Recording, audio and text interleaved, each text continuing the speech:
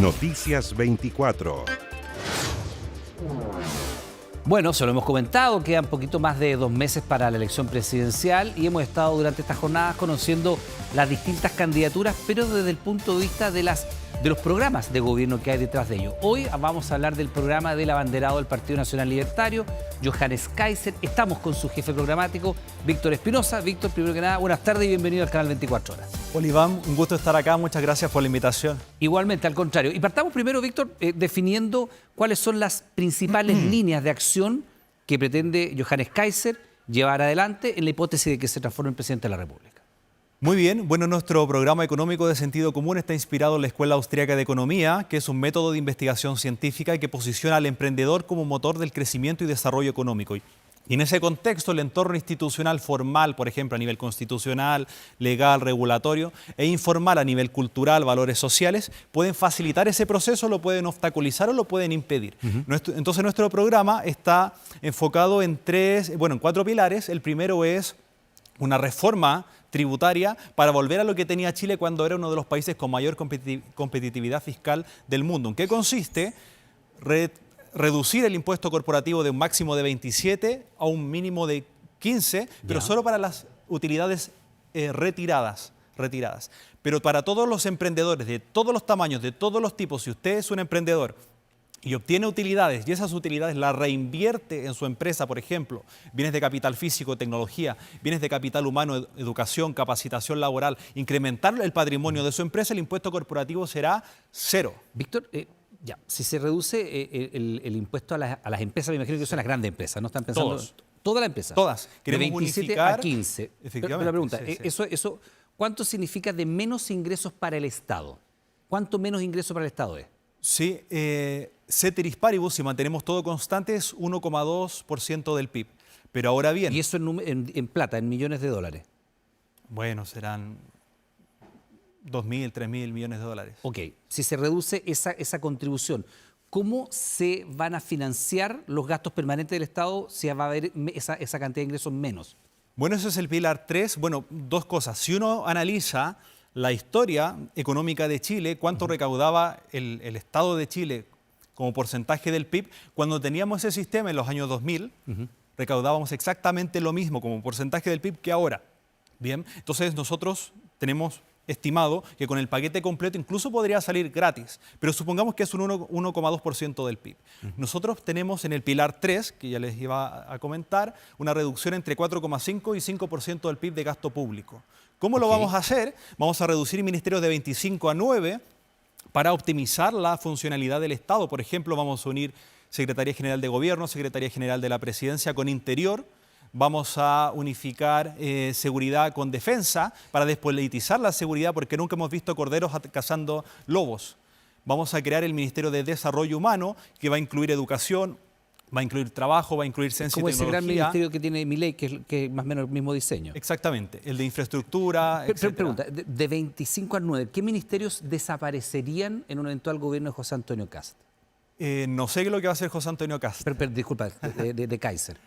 De 25 a 9. Bueno, eso es curioso porque José Antonio Kast en un comienzo quería reducir ministerios y ahora Jorge Quiroz no quiere. Pero estamos hablando del programa de tu candidato. Son una reducción importante de ministerios. ¿Cuáles serían esos ministerios que van a desaparecer? Ayer, por ejemplo, la jefa programática de Franco Parisi decía que se va a fusionar el Ministerio de la Mujer con el Ministerio de Desarrollo Social, Familia y Mujer. Desaparece el Ministerio de Mujer. En el caso de Kaiser, ¿qué ministerios desaparecerían?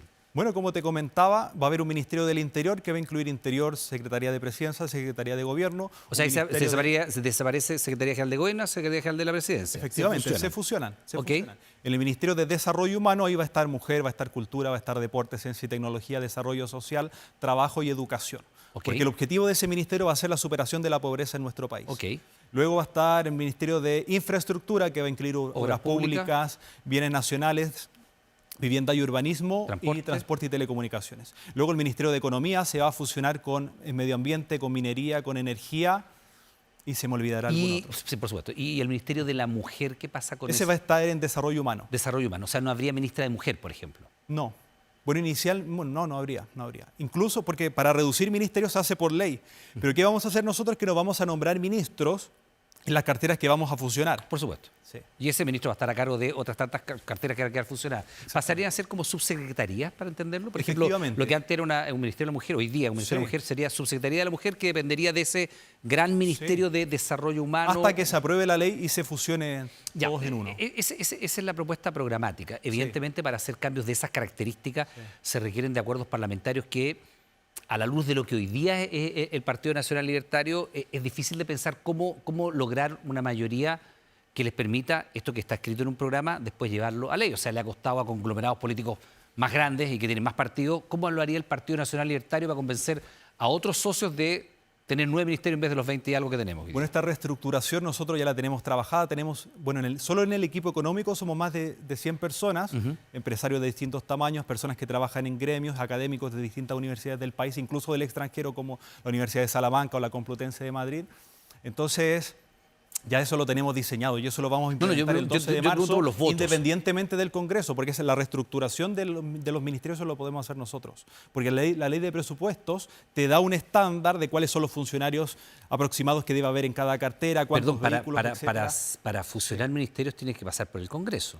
Sí, obviamente, para hacerlo permanente. Por eso yo pregunto, sí. No, pero la reestructuración del gasto público que nos va a permitir un ahorro entre un 1,5 y un 2% del PIB, eso lo vamos a hacer el 12 de marzo, ya lo tenemos definido. Es que no entiendo, porque ustedes proponen reducir ministerios. Sí.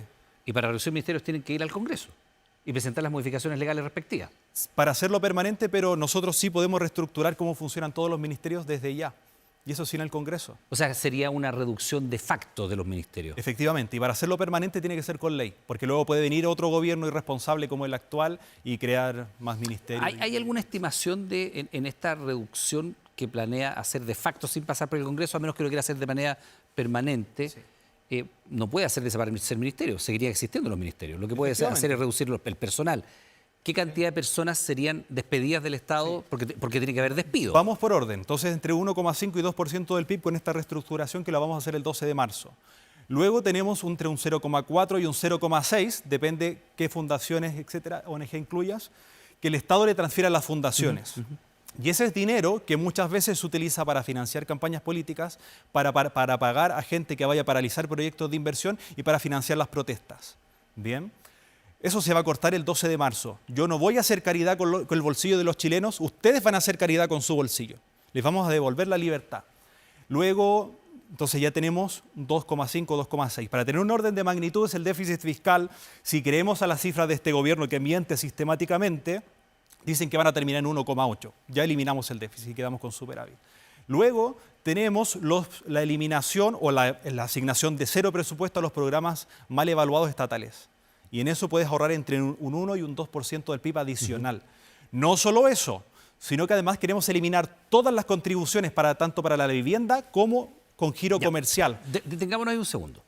Primero, y ahí está el tema de los funcionarios, de los operadores políticos de este gobierno. Es que ahí hay un tema que no queda resuelto. Si se reduce esta cantidad de ministerios que usted dice que se puede hacer de facto sin pasar por el Congreso, si se hace de manera excepcional.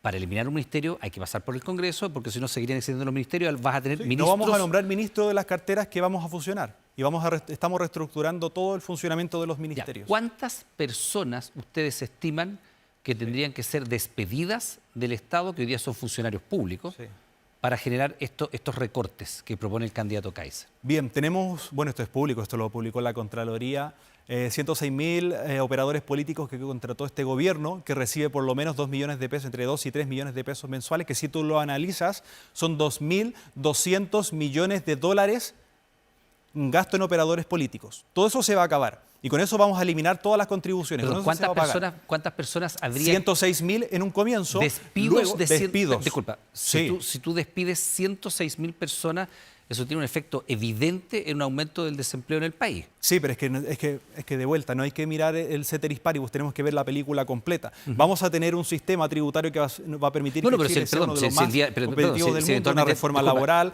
una reforma a la permisología, con declaración jurada y operación instantánea. Si el día 12 de marzo Johannes Kaiser firmara decretos despidiendo 106.000 personas, aunque tú puedas ver en una perspectiva global, el efecto es que en abril va a tener un aumento evidente del desempleo.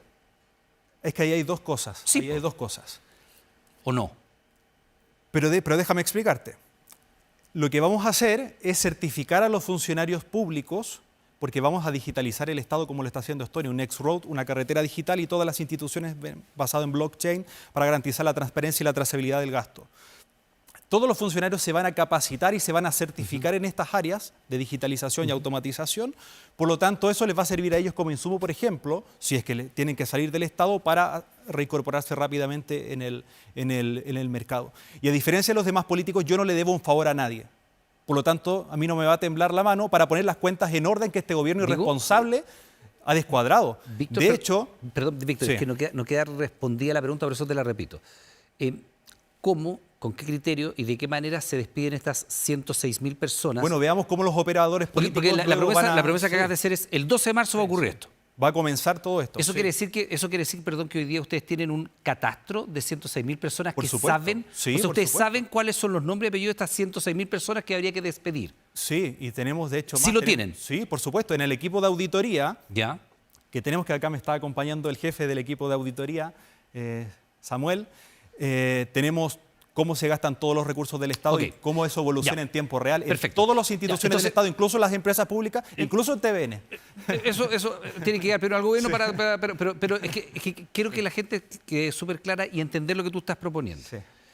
Ustedes dicen, tenemos una lista. Sí, Ustedes- vean. Pero déjame hacer la Y pregunta. luego va a ser muy divertido viendo cómo el ex de Camila Vallejo va a protestar porque lo vamos a desvincular. Ya. O los compañeros de universidad o de colegio de Boric, a todos los parientes que tienen metidos, a todos los amigos de partido que tienen metidos. Vamos Ya, a ver pero- encadenados ahí en el municipio, Ya, o no- sea, en el ministerio. Ya, no llegamos a 106.000 con esas personas que tú has nombrado, pero por eso, en el Bueno, Partido nosotros Nacional tenemos el Libertario, pero por catastro. eso, en el Partido Sí. Nacional Libertario, ustedes tienen una nómina, me dices tú, lo acabas de decir, de 106.000 personas que van a ser despedidas. Sí, más Ya, y 80.000 que tienen por lo menos 2 contratos en el Estado. O sea, son militantes políticos que tienen 2 o 3, incluso 4 contratos con el Estado.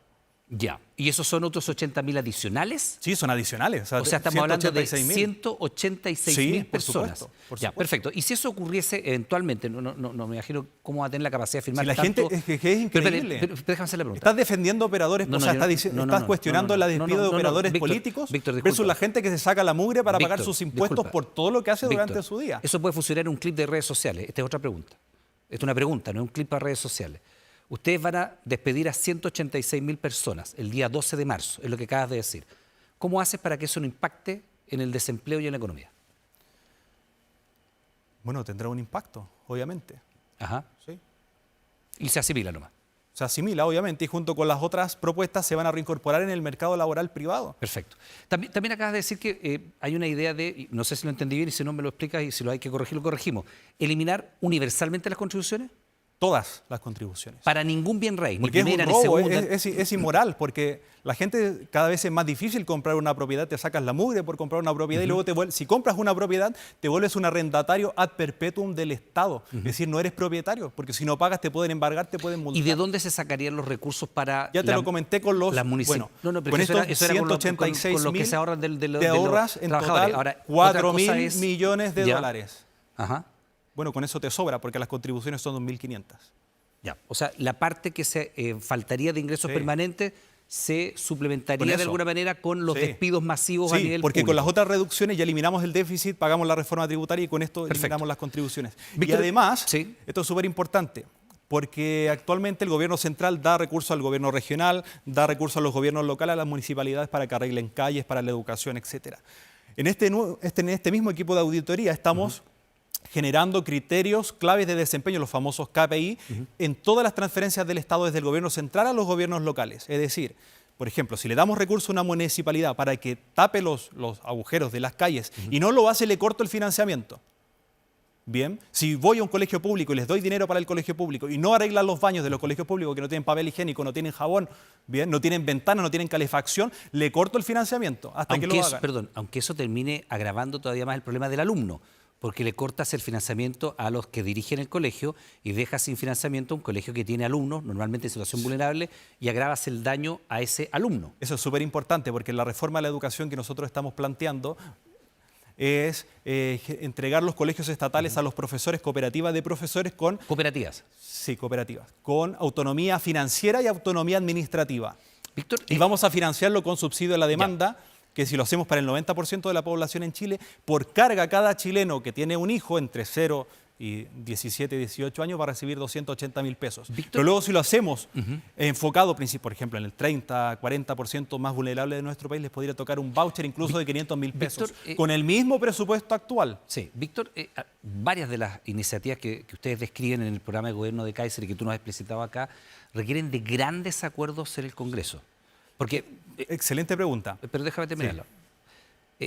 Y algunas de estas medidas no son muy populares en lo que hoy día es el oficialismo, que en un eventual gobierno de Kaiser sería eventualmente la oposición. Obviamente, si los de ahora por son supuesto. unos delincuentes. Entonces, ¿cómo se construyen estas grandes mayorías para que esto que está descrito en el programa de gobierno y que tú hoy día declaras que es lo que haría Kaiser de llegar a la moneda, finalmente se transformara en una política pública? ¿De dónde sacarían los votos en el Congreso, en la Cámara y en el Senado para llevar adelante este tipo de iniciativas? Para implementar nuestro programa económico de sentido común para que Chile vuelva a retomar el rumbo del desarrollo, tenemos plan A, B, C y D para implementar este programa. El plan A es la ley ómnibus, una ley de leyes. Entonces, el 12 de marzo vamos a plantear, sí, de hecho Federico Sturzenegger nos ha ayudado bastante en esto, 12 de marzo, una ley, reforma tributaria, laboral, educacional, seguridad, todas el 12 de marzo. Mientras esas se discuten en el Congreso, entre el plan B y el plan C, el plan B son los decretos, que son las bajadas de las leyes, que eso es iniciativa del presidente, reglamentos, que es iniciativa de nosotros también.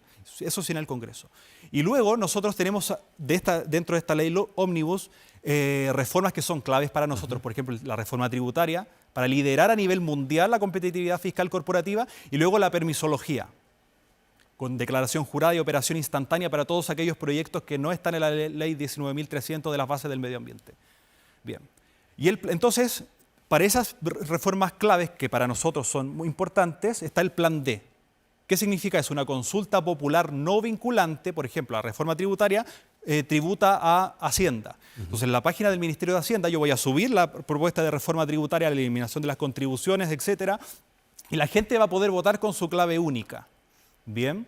Y eso a nosotros nos va a servir como insumo para enrostrarle a los políticos que son unos delincuentes y que se esconden detrás de los pobres para mantener sus privilegios de casta. Ya, pero no responde la pregunta inicial de cómo se consiguen los votos para reformas que no van a tener mayoría en el Congreso. Ya te dije, estos son los 4 planes. Sí, lo explicaste, pero no se resuelve el problema de si los libertarios no tienen mayoría en el Congreso. Bueno, Milei lo hizo con 7 diputados. ¿Cuál es el plan acá, pues? Ya te los nombré, son estos 4. Por eso que tú dices, claro, hay acciones que van en este proyecto como ley ómnibus, que eso es lo que hace Milei. Ese es el ideal, ese es el cambio ideal. Correcto, y eso es... Pero con el B y C nos vamos a aproximar. O sea, ya, pero es que hubo una gran polémica a propósito de cuando Kast dice que el Congreso no es tan importante como parece y da cuenta de las atribuciones que tienen. Lo que pasa es que estamos en un sistema presidencialista déjame terminar la pregunta para que se entienda. Hacer muchas cosas. Entonces, y se produjo toda la polémica a propósito de si Kast había dicho o no había dicho que iba a gobernar por decreto, y él no dijo eso, y dijo otra cosa que después se explicó. Sí, bueno. En el caso de lo que tú me estás diciendo, ¿Johannes Kaiser gobernaría en una primera instancia vía decretos mientras se tramite esta ley? Obviamente, vamos a utilizar estos O sea, lo que ustedes 4 plantean planes. es un gobierno vía decretos. Vamos a aplicar estos 4 planes de manera simultánea. Y obviamente, mientras se discute la ley, hay que comenzar con algo. Por supuesto. Son los decretos. O sea, la gente lleva una década con una economía estancada, con la inflación sobre la meta del Banco Central, etcétera. Entonces, Ya, no pueden seguir esperando. Se entiende. Los decretos, primero el proyecto ómnivus que se tramitaría en el Congreso, eventualmente Sí. tratando de conseguir Y por eso iniciativa. necesitamos una mayoría En la parlamentaria segunda firme. vertical, que son los decretos, la tercera, que eran los reglamentos, y la cuarta, estas consultas populares. No ¿O qué? vinculantes, sí. Porque no son vinculantes. Y con esas consultas populares, ¿qué harían ustedes? Enrostrarle a los políticos que son unos delincuentes. Que la gente quieren que le eliminen las contribuciones porque son un robo y los políticos no quieren. ¿Por qué? Porque tienen que pagar a 106.000 apitutados, a operadores políticos. Ya, pero eso ustedes lo habrían echado el día 12 de marzo, en teoría. Sí, sí. Bueno, pero hay que eliminarlas también. Ok, vamos a seguridad. En materia de seguridad ha habido todo tipo de propuestas, desde volver a instalar minas antitanques en la frontera. Hay algunos diputados del Partido Republicano, no libertarios, los republicanos, que han dicho que hay que tomar a los inmigrantes extranjeros, subirlos a barcos, lo han dicho acá en este noticiario, y llevarlos a Venezuela. Yo no entiendo cuántos barcos y qué harían con ellos en las costas del Mar Caribe, pero bueno, ya es otra cosa. Franco Parisi plantea 5 cárceles flotantes, José Antonio Kast plantea 3 megacárceles en el desierto. ¿Qué es lo que plantea Johannes Kaiser en materia de seguridad? Primero en temas fronterizos, migración y temas fronterizos. Bueno, muy buenas tus preguntas, pero yo soy de economía, no soy de seguridad. Ya, pero ¿qué dice el programa? Pues si tú eres jefe programático. Sí, ¿Qué está en el pero- programa sobre eso? Yo me pero imagino que el jefe, aunque la especialidad Sí, sea economía, sí. el jefe programático sabe lo que hay en economía, pero también sabe lo que hay en educación, como hablamos de educación recién, y sabrá lo que hay en seguridad, pues. La diferencia de los otros, que nosotros tenemos equipos y nos respetan. Bueno, en términos general, lo que se va a hacer el 12 de marzo Pero, es pero cerrar tengo la- que- pero, perdón, ya, está bien, no es tu especialidad de economía, y lo entiendo y lo respetamos, pero en términos generales, Sí, sí. frontera norte. Vale. El 12 de marzo lo que ha dicho Johannes Kaiser es que va a cerrar la frontera con Bolivia. Cerrarla. Sí, cerrarla. Los en Bolivia no van a poder exportar sus productos a través de Chile hasta llegar a un acuerdo de que ellos van a controlar sus fronteras y van a recibir... Aunque haya tratados internacionales Sí, suscritos. porque están violando, porque está pasando crimen organizado internacional, transnacional, por sus fronteras y ellos están haciendo vista gorda. O sea, la propuesta, si la entiendo, es terminar con el tratado bilateral que hay con Bolivia después de la Guerra del Pacífico, que les permite a ellos exportar en condiciones preferenciales sus productos por los puertos chilenos. Bueno, que cumplan también su parte. Por eso, o sea, la propuesta es no cumplir ese tratado internacional, con toda la Es que ellos no lo implicancia. están cumpliendo. Sí, pero en ninguna parte del tratado internacional, si lo has leído, en ninguna parte se habla de crimen organizado porque es un concepto que ni siquiera existía en la época. Entonces, no es una causal de incumplimiento de un tratado internacional ciertas condiciones de seguridad que no están descritas en el tratado. Entonces, lo que ustedes proponen es incumplir un tratado internacional con todas las consecuencias que eso tendría a nivel internacional. Ser demandado en tribunal internacional y todo aquello. Bueno, eso lo tendrá que responder el equipo de seguridad. Pero a mí me parece de toda coherencia de que el presidente de la República tiene que velar por los chilenos y no por los bolivianos. Ya, cerrar frontera con Bolivia. ¿Sí? Y Con las poblaciones que están identificadas, que están tomadas por el narcotráfico. Chacayuta, hacer Perú, y en el caso de planes Perú, peinetas Chacayuta. ¿Ah? En el caso de Perú, la otra frontera. No, lo que pasa es que el crimen transnacional baja de Venezuela, Colombia, etcétera, y de Perú pasa a Bolivia y de Bolivia pasa a Chile. Ya. O sea, en el caso frontera ese es un cierre de fronteras. Sí. Ok. Bueno, eso es lo que ha dicho el candidato. Ok, perfecto. Y en el caso del crimen que ya está dentro del país, hoy día nosotros conversamos en la Radio Universo con el ministro de Seguridad, Luis Cordero, que anticipa dos cosas. Primero, él dice, el gobierno del presidente Boric, es lo que dice el ministro Cordero, tú tendrás tu opinión, usted en su casa tendrá la propia, y él lo que dice es lo siguiente, se recibió un país en crisis y se va a entregar un país normalizado, es lo que dice, y entrega cifras. Todos sabemos que el pic de delincuencia en nuestro país se produjo el 2022, cuando llegamos a tener 6,7 homicidios por cada 100.000 habitantes, después bajó a 6,3, después bajó a 6, y las cifras que se van a entregar la próxima semana eventualmente van a bajar del 6%, situándonos en rangos parecidos a los del 2018. Primero, ¿qué validez le dan a ustedes a las cifras que entrega el ministro Cordero? Bueno, al ministro lo invito cordialmente a mi casa para que se suba al balcón y vea cómo proliferan los fuegos artificiales en la noche, a las 12 de la noche, los tráficos de drogas, bien los robos de motos, etcétera. Bien, porque esta gente está desconectada de la realidad. La gente ya ni siquiera va a denunciar, porque dice, ¿para qué voy a denunciar si no pasa nada? A mí mismo me han abierto el auto 2 veces y voy a denunciar y no pasa nada. Ya, pero sí pasa toda vez que, perdón, cuando asumió la actual administración, que tenía una mirada distinta de seguridad a la que tiene hoy día, la población penal en Chile eran poco más de 40.000 personas, hoy día son más de 60.000, es decir, ha aumentado, lo cual significa que hay más denuncias, hay más condenas, hay más presos. Bueno, hay más presos, pero recientemente, no recuerdo si fueron ustedes, otro canal de la competencia, el que hizo el reportaje, que ahora las mafias de este crimen transnacional están operando desde las cárceles. Entonces, bueno, están poniendo a los delincuentes, algunos delincuentes en la cárcel para que operen tranquilos, incluso les damos comida y los financiamos todos los chilenos Víctor, con nuestros impuestos. Antes que se nos vaya el tiempo, y entendiendo que la especialidad tuya, y tú lo has dicho, Sí. es economía, en términos generales, pero también han visto la encuesta y conversábamos fuera de cámara a propósito de las proyecciones de encuesta. ¿Qué lectura tienen ustedes como equipo que está detrás de Johannes Kaiser del momento y la posición que marca el candidato en las encuestas? En términos generales, distintos estudios con una diferencia de 1 o 2 puntos porcentuales y la ubicación de quién es primero y quién es segundo, muestran que Jara, Kass o Kass-Jara, como tú quieras ponerlo, Jara, Kass, Matei, Parisi son los 4 primeros y después viene Kaiser. Y después viene Meo y después viene Maine Nicolo Arte o Arte al final con rangos menores. En ninguna de las encuestas que se conocen, al menos que ustedes tengan unas distintas, Johannes Kaiser está en la pole position o entre los dos que pasaría a segunda vuelta. Primero, ¿ustedes creen en esas encuestas o desconfían de esas encuestas? Bueno, es súper importante aclarar que el equipo programático del Partido Nacional Libertario es ajeno al Partido Nacional Libertario. O sea, yo no le reporto al partido, y mi equipo tampoco. Entonces, nosotros... ¿Qué significa eso, perdón? que nosotros le damos insumos al partido, a Ya, los candidatos, pero no son etcétera, parte del pero comando. ellos no influyen en nuestras propuestas. Ok. Por lo tanto, ustedes habrán visto, la gente que está en su casa ha visto que nosotros somos súper coherentes, que desde el día 1 estamos diciendo lo mismo. O sea, si ustedes leen mis escritos, que vienen del año 2016, siempre hemos dicho lo mismo: el emprendedor es el motor del crecimiento y desarrollo, entonces el entorno institucional tiene que facilitarlo. ¿Y cómo hacerlo? Bajando impuestos, eliminar permisología, la seguridad, etcétera. Entonces no hacemos lo que hace, por ejemplo, el candidato Parisi, que antes estaba apoyando la reforma tributaria de Bachelet de 2014, que destruyó la economía, apoyaba la eliminación del FUT, quería crear un ministerio de turismo, quería tener 3 tasas de impuesto corporativo, tiene una propuesta Pero Víctor, lo que te preguntaba, perdón, sobre la posición que marca el candidato en la encuesta. A mí no me importa, eso es problema eso lo ve el partido, es asunto del partido.